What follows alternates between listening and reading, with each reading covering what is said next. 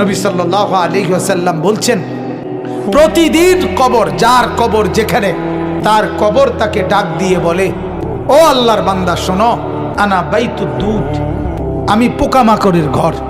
আমার বাপ শুনেন, যুবক আপনারাও শুনেন, আপনারাও শুনেন, কবর কিন্তু নির্দিষ্ট কোনো বয়সে যায় না বাপ।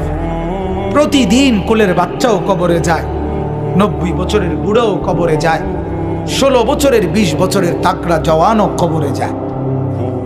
কবরস্থানে সব ধরনের লাশ আছে। এজন্য কবর ডেকে বলে, ও আল্লাহর বান্দা, আমি পোকামাকড়ের ঘর। তুমি তো সেই ব্যক্তি যে একটা মশারি ছাড়া, একটা সামান্য মশার কামড় সহ্য করতে পারো না। একটা মশা কানের কাছ দিয়ে গেলে তোমার ঘুম ভাঙ্গা যায়। মশারি টাঙ্গাও, কয়েল জ্বালাও, অ্যারোসল লাগাও, এত কিছু করে তুমি মশার একটা আওয়াজ থেকে, কামড় থেকে বাঁচতে চাও। হায় আল্লাহর বান্দা, তো বছরের পর বছর, শত শত বছর কবরের মধ্যে এই পোকামাকড়ের ঘরে কেমনে থাকবে?